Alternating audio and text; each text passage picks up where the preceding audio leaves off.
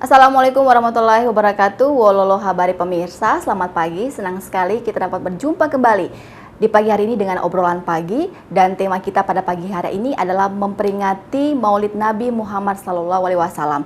Dan sekarang di studio sudah hadir narasumber, yaitu Bapak Yosep Tahir Ma'ruf, atau juga sudah dikenal dengan masyarakat Gorontalo, yaitu Bapak Yotama, selaku tokoh masyarakat Desa Bongo, Kecamatan Batuda Pantai, Kabupaten Gorontalo.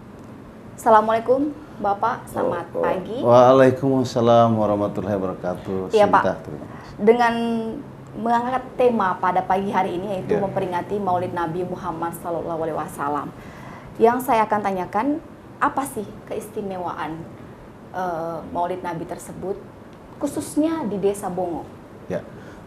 Peringatan Maulid Nabi besar Muhammad SAW itu dikenal oleh dunia sebagai sebuah peringatan kelahiran Nabi pada setiap tanggal 12 Rabiul Awal pada tahun Islam. Dunia mengenal sebagai Maulid itu sebagai sebuah perayaan, dan di Indonesia juga rata-rata setiap daerah melakukan hal yang sama. Begitu juga di Gorontalo, bahwa peringatan Maulid itu dilakukan oleh seluruh masyarakat Gorontalo. Menjadi unik ketika peringatan Maulid Nabi itu dilakukan di Desa Wisata Religius Bubohu, Bongo Batuda Pantai, Gorontalo. Sebagai pusat perayaan Maulid yang selama ini menjadi tujuan utama masyarakat Gorontalo dalam memperingati Maulid, maka Bongo itu dikenal sebagai perayaan yang unik dalam peringatan Maulid, karena sebuah perayaan yang terus-menerus secara turun-temurun dilakukan oleh masyarakat dengan membuat kue khas namanya walima, yang isinya yaitu kue tradisional kolombengi yang dapat disimpan berbulan-bulan lalu diarak secara kolosal ke masjid. Dan uniknya di sana kue-kue itu tidak diperebutkan seperti di tempat-tempat lain, tetapi justru dibagi secara merata kepada pejikir tradisional yang mereka berzikir selama 15 jam, mulai dari habis Isya sampai mau dekat sholat lohor. Nah, keunikan ini baik terdiri dari kuenya maupun dari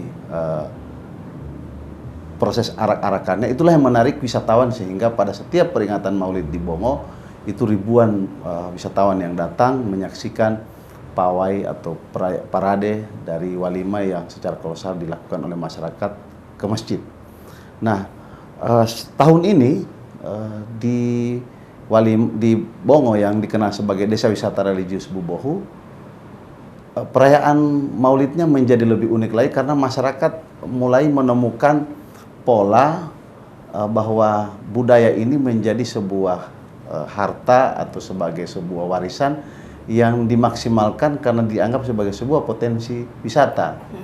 Maka masyarakatnya mulai menata halaman-halaman rumah dengan hiasan-hiasan lampu berbentuk walima, kemudian juga aksesoris-aksesoris tradisional mulai kembali hidup.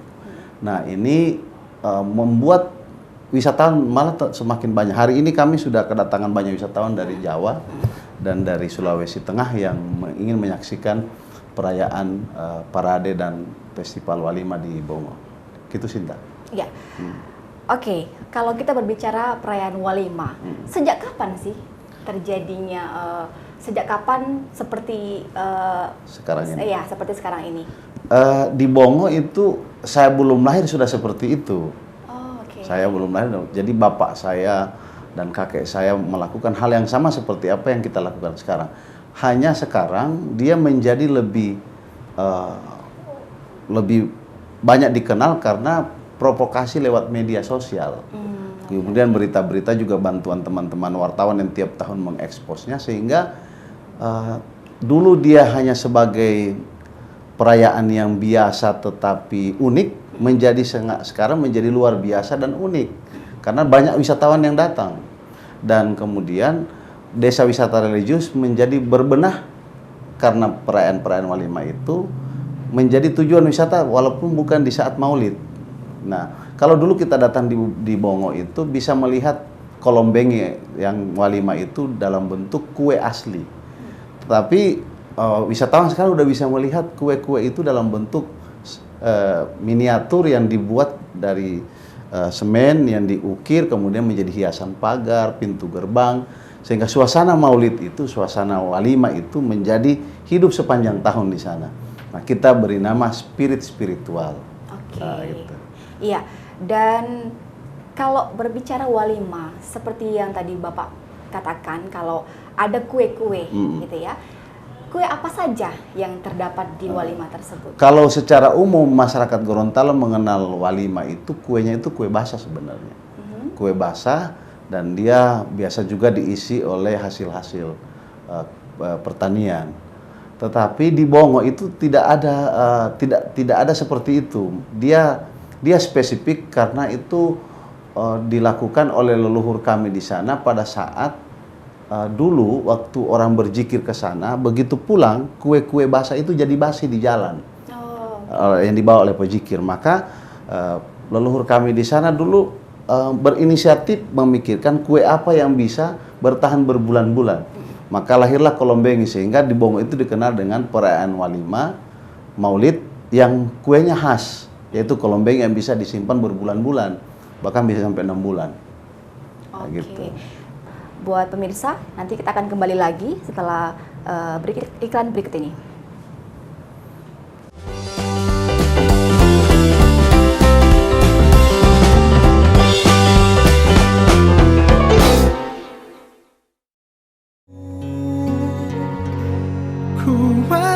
Hidup menjadi lebih bernilai saat kita bisa berbagi.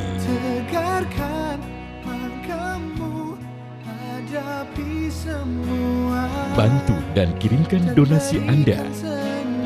Jalinan kasih, saatnya berbagi dengan sesama.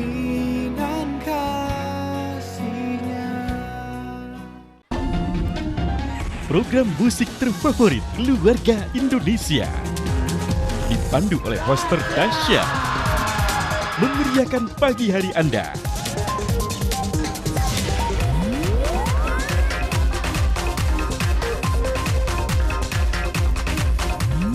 Dahsyat setiap hari di RCTI. Hidup menjadi lebih bernilai saat kita bisa berbagi.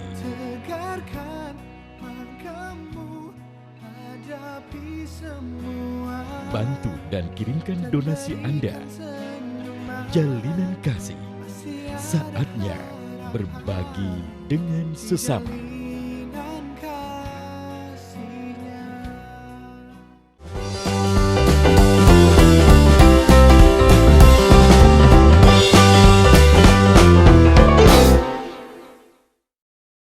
Terima kasih pemirsa, Anda masih bersama obrolan pagi, dan kita kembali lagi ke Bapak Yotama ya.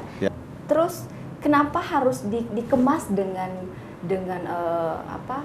bentuk yang seperti yang unik itu? Ya, yang unik. Kenapa dikemas seperti itu? Gini, masyarakat Bongo itu adalah nelayan, sehingga ekspresi seninya dipengaruhi oleh kehidupan sehari-hari. Maka bentuk walima itu banyak bentuk perahu. Ada yang perahunya yang di bawah dibikin seperti perahu lalu diisi kue-kue, lalu ada lagi perahu seperti dibelah dinaikin ke atas. Maka bentuk-bentuk walima di sana itu kue itu disusun seperti bentuk perahu. Karena masyarakatnya masyarakat nelayan.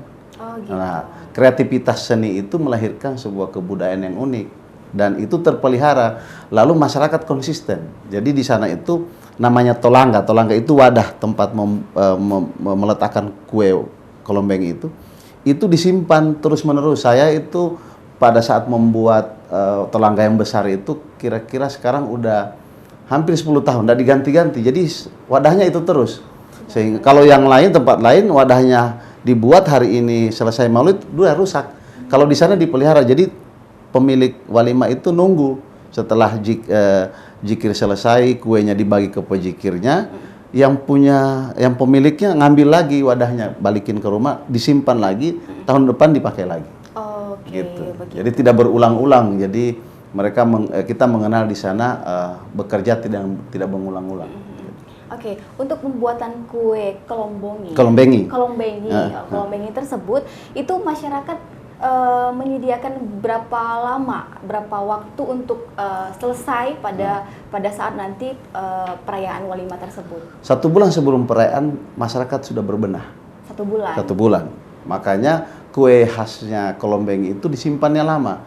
Maka persiapannya itu sebulan sebelumnya sudah mulai terlihat. Orang sudah mulai belanja telur, kemudian gula, terigu, lalu udah mulai manggang kuenya. Karena butuh waktu untuk manggang. Karena kuenya keunikan di sana karena rasa kuenya juga khas. Karena kuenya dipanggang. Okay. Tapi selain kue kelombengi ini, bisa nggak dipakai kue yang jenis lain? Gitu? Dulu banyak, tapi sekarang dengan peristiwa itu yang kue basah itu dibawa basi, maka semuanya membuat kue kelombengi. Jadi itulah keunikannya justru di situ. Jadi seperti yang kita ketahui, bentuk dari Walimah tersebut itu kan seperti kayak perahu. Ya. Jadi sebagian besar yang ada di Walimah itu adalah kue kelombengi. Jadi ada ikan. Nah, itu yang basah, ada ikan. Iya. Kemudian ada ayam, ada telur, ada pisang, kemudian ada nasi kuning.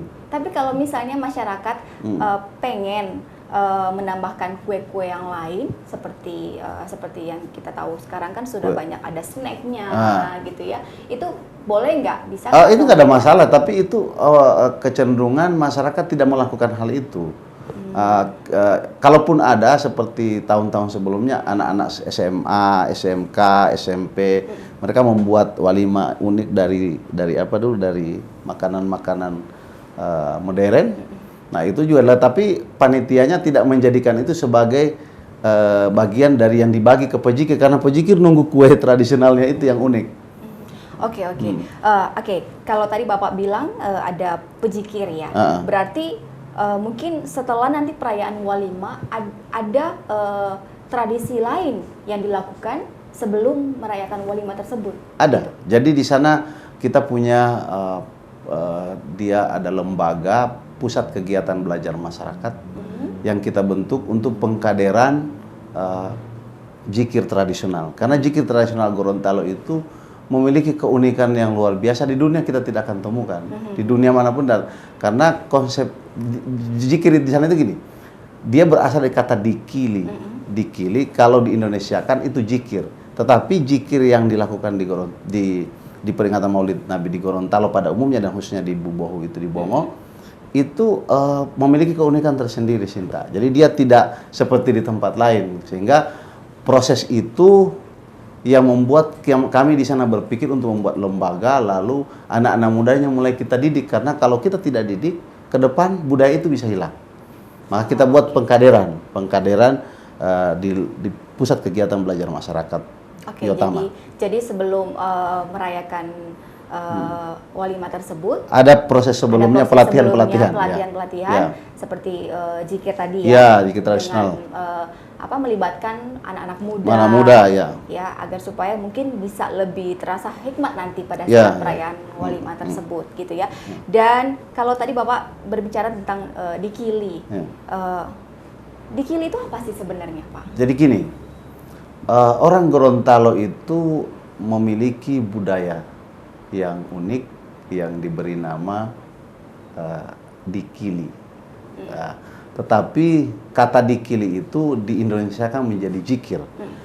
Ketika orang mengetahui bahwa itu zikir, orang tafsirannya zikir biasa. Itu enggak. Kata dikili di Gorontalo itu karena ada sebuah konsep berkesenian dengan irama yang luar biasa dan itu memiliki nilai seni yang tinggi. Bahkan saya cenderung mengatakan bahwa itu sebuah kalau di Mesir kita mengenal tarian sufi, di Gorontalo ini ada sebuah zikir sufi karena keunikannya itu yang khas. Saya pun selama ini sudah umur 40 tahun lebih itu mempelajarinya itu sulitnya minta ampun. Kenapa? Karena dia memiliki karakter yang berbeda dengan zikir yang biasa gitu. Iya, kalau tadi Bapak sudah jelaskan dikili ini memiliki keunikan yang berbeda. Boleh dicontohkan sedikit Iya, kalau saya ini penyanyi, jadi kalau lagu saya lebih bagus daripada zikirnya sebenarnya. Cuman kalau zikir Gorontalo itu dia memiliki keunikan, tapi saya bisa Ya. karena memang udah dari kecil tahu itu Ya. zikir. Nanti bisa sekarang boleh saya minta Bapak contoh Oh boleh. sedikit saja. Ya boleh. Ya. Jadi dijelasin dulu biar Ya. enak. Jadi dia satu kata di dalam dikili itu bisa dinyanyikan lama. Contoh asala. Tulisannya itu asala. Asala. Tapi dilakukan itu gini.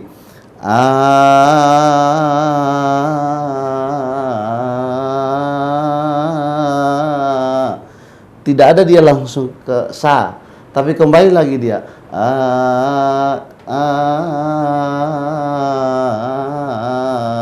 Iramanya diturunkan, tapi kata yang huruf yang sama dalam satu kata.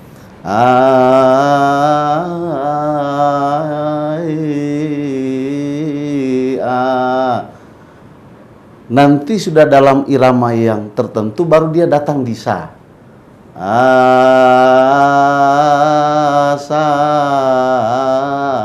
Asala. Diulang lagi.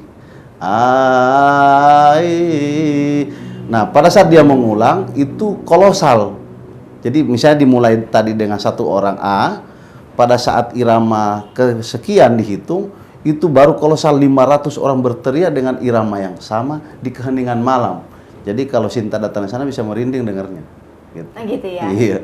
Bisa belajar juga ya. Oh bisa belajar, tapi nyampe di asala aja. Padahal tebal zikirnya segini. Nah itu makanya zikirnya itu bisa 15 jam. Lama. Ya, oke. Nanti saya akan menanyakan maknanya dari zikir tersebut, tapi kita akan break dulu ya. Buat pemirsa, nanti kita akan kembali lagi setelah iklan berikut ini.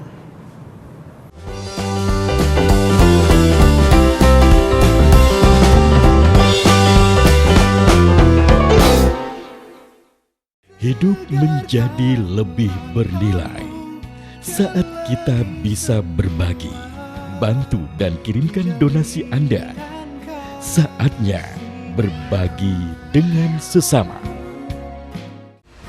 Sajian informasi yang hangat dan akurat menemani pagi Anda yang penuh semangat. Assalamualaikum, selamat pagi pemirsa. Sepeda motor dan mobil jalan terpaksa menarik tampak tersusun rapi di sebuah tempat kerajinan. Dia mengatakan merawat hewan menjadi bagian hidupnya sejak masih anak-anak. Seputar Indonesia Pagi setiap hari di RCTI. Hidup menjadi lebih bernilai saat kita bisa berbagi, bantu dan kirimkan donasi Anda.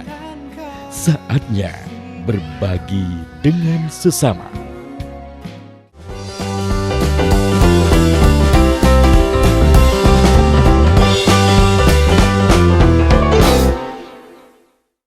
Terima kasih pemirsa, Anda masih bersama obrolan pagi.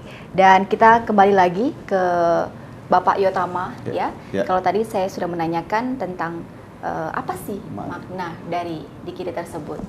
Gini, perayaan Maulid Nabi besar Muhammad SAW adalah memperingati kelahiran.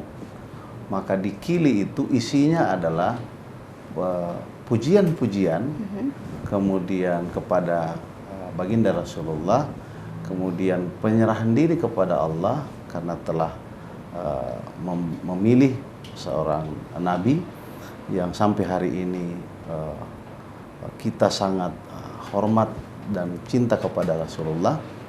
Dan isi daripada zikir-zikir itu ada juga bagian-bagian yang menceritakan tentang proses kelahiran sampai Nabi menjadi besar dan bagaimana proses menyebarkan agama. Lalu di dalam isi zikir itu yang isinya begitu panjang dan dilakukan selama 15 jam secara terus-menerus tanpa tidur, maka bagian-bagian itu menjadi sangat sakral sekali bagi masyarakat karena itu memiliki nilai-nilai spiritual yang sangat tinggi. Itulah yang makna zikir sesungguhnya yang ada di Bubohu, di Bongo, Batu Dapan. Oke. Dan bahasa apa saja yang dipakai untuk pembacaan zikir tersebut? Ya, itu dia tulisannya ada yang menggunakan Arab, tulisan Arab, ada yang menggunakan tulisan biasa. Kemudian bahasanya bahasa Arab, juga bahasa Gorontalo. Nah, biasanya kalau dalam bahasa Arab itu ada isinya juga, ada di situ bagian ada berjanjinya segala, tapi dilakukan. Nah, yang bahasa Arab itu biasanya dalam bentuk cerita tentang proses tentang kehidupan Nabi, kayak gitu. Tentang proses kelahiran Nabi tersebut. Iya, dan sampai kehidupannya juga. Iya. Dan siapa saja sih yang terlibat dalam pembacaan dzikir ini? Banyak. Jadi itu ada memang komunitas penghobi. Jadi orang-orang yang memang memiliki bakat dan hobi turun-temurun, dan di Bongo itu rata-rata masyarakatnya hobi dikili, sehingga kita di sana juga menjadi salah satu desa yang memiliki pejikir terbanyak di Gorontalo, yang justru kalau masjid di Gorontalo kurang maka dikirim dari Bongo. Oke. Nah, selanjutnya pesan walimah untuk masyarakat sendiri, khususnya untuk masyarakat yang ada di Desa Bongo itu apa? Saya sih sampai sekarang merasa bahwa pesan-pesan yang disampaikan secara langsung kepada masyarakat itu tidak ada, tetapi kesadaran. Mereka merasa bahwa ini adalah sebuah warisan budaya yang harus terus dipelihara, dan alhamdulillah sampai hari ini masyarakat menyadari itu, sehingga mereka terus memeliharanya. Oke.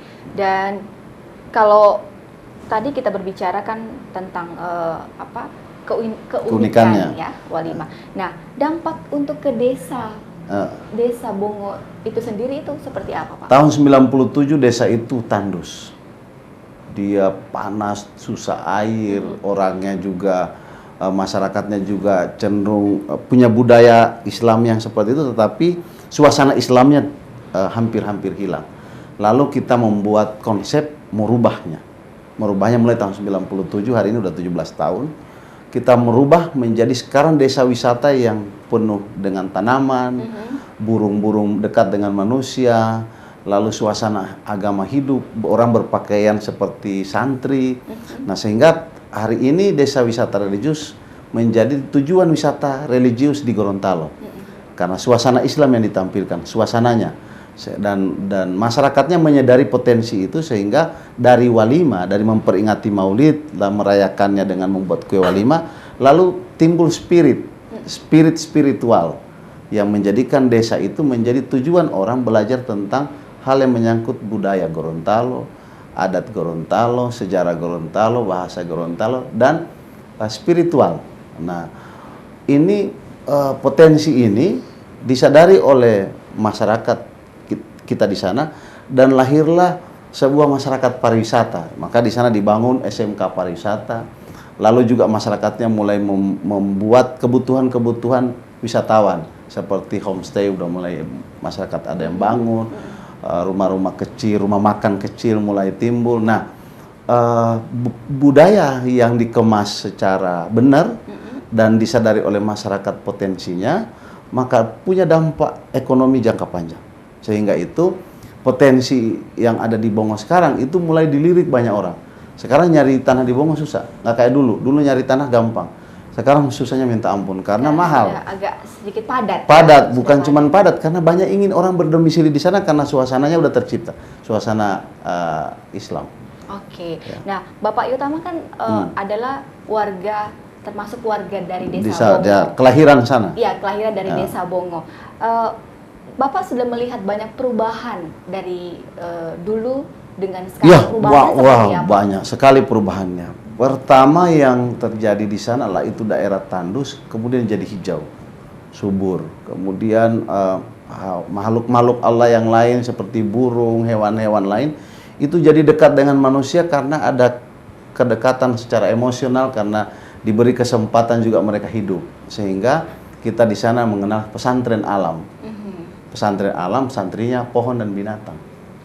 Nah, itu dan itu menjadi unik dan menjadi tujuan wisatawan dari daerah lain melihat keunikannya. Apalagi di sana juga di Desa Bongo sekarang dilengkapi oleh 2 museum, beranda Museum Sejarah Gorontalo dan Museum Fosil. Lalu di sana bisa melihat semua benda-benda Gorontalo dulu, dokumen-dokumen kerajaan Gorontalo dulu, dan kita menyadari bahwa potensi Bongo yang dikunjungi oleh orang terus, maka kami di sana cepat berbenah. Walaupun saya tinggalnya di Bandung dan di Jakarta, tetapi perhatian saya terus menerus ke situ sehingga lembaga yang kita bentuk di sana sekarang udah beberapa lembaga, ada yayasan, ada pusat kegiatan belajar masyarakat PKBMI Utama, dan sekarang kita udah mulai membuat rumah budaya dan untuk panggung-panggung kesenian. Oke, kalau sekarang sudah banyak mengalami perubahan. Ya. Nah, kalau untuk Bapak Yotama sendiri, obsesi apa lagi nih yang pengen bisa didapatkan dari Desa Bongo tersebut? Secara pribadi saya tidak punya obsesi apa-apa karena saya memiliki kewajiban sebagai seorang putra desa itu yang memahami bahwa dia punya potensi. Nah, karena dia memahami potensi, maka saya cepat-cepat mengambil sikap untuk peduli. Ada kalimat yang lahir dari sejak pertama kita mulai bergandengan tangan membangun desa itu, ada kalimat bunyinya seperti ini: lakukan sesuatu untuk kampung halamanmu, minimal memikirkannya sebelum kamu berbicara banyak tentang bangsa yang besar. Jadi daripada saya bicara tentang merubah bangsa ini, saya mendingan urus kampung saya aja. Nah, jadi itu bukan obsesi sebenarnya, tetapi itulah kewajiban. Nah, dan kewajiban yang dibawa happy. Iya. Nah, itu. Jadi kalau dibawa happy menjadi kebutuhan. Jadi paling tidak Bapak sudah melihat ada perubahan di Desa Bongo tersebut, itu sudah menjadi satu kegembiraan tersendiri, gitu ya, bisa melihat kampung halaman yang begitu, yang tadinya dulunya mungkin tandus, yang dulunya mungkin kurang pengunjungnya, dengan adanya perayaan Walima ini dan menjadi salah satu tradisi dan banyak mengundang wisatawan dari luar yang akhirnya bisa membangun dan menjadikan Desa Bongo itu menjadi desa yang sangat diminati oleh warga luar yang ingin berbondong-bondong ingin tinggal di desa tersebut, gitu ya. Oke, untuk kemandirian desa dengan spirit Walima itu seperti apa? Kita mengenal di sana namanya spirit spiritual. Sebuah semangat yang lahir karena sebuah proses spiritual, dan sekarang ini masyarakat menjadi sangat bersemangat untuk membangun desa karena ada sebuah konsep yang ditata oleh kita di sana bersama-sama. Oke, jadi sebagian besar masyarakat memang dengan adanya tradisi ini jadi lebih mandiri, Jadi gini, berpikirnya kita malah mencanangkan desa kita menjadi desa mandiri. Karena mulai terlihat sekarang pertumbuhan kunjungan wisatawan itu rata-rata sebulan sudah di atas 2.000. Nah, dulunya enggak ada. Jangan kita bicara wisatawan, orang mau pergi, orang kampung situ aja mau pingin pulang aja malas. Apalagi wisatawan berkunjung. Nah, sekarang itu pertumbuhannya terlihat sekali, grafiknya tinggi. Bahkan sekarang mulai banyak wisatawan mancanegara berkunjung ke sana. Oke. Terakhir nih Pak ya, saya mau menanyakan, apa sih harapan Bapak ke depannya untuk Desa Bongo tersebut juga dengan perayaan Walima? Saya berkeinginan bahwa ini memelihara budaya butuh sebuah kerjasama antara masyarakat dan pemerintah, yang tentu pemerintah bisa melihat apa yang dilakukan oleh masyarakat Bongo sekarang tentang perjuangan mereka untuk menjadikan desa itu menjadi mandiri dari pariwisata, khususnya dari wisata religius. Nah, kita berharap mulai ke depan ini menjadi perhatian semua orang, bukan cuma masyarakat di sana saja. Oke, ya baik pemirsa, obrolan kita sangat menarik pada pagi hari ini dengan hadirnya narasumber di studio, yaitu Bapak Yosep. Tapi namun kita juga harus mengakhiri obrolan kita di pagi hari ini. Terima kasih buat terima kasih, Sinta. Yotama. Terima kasih. Dan semoga informasi tadi yang sudah disampaikan bisa bermanfaat untuk kita semua.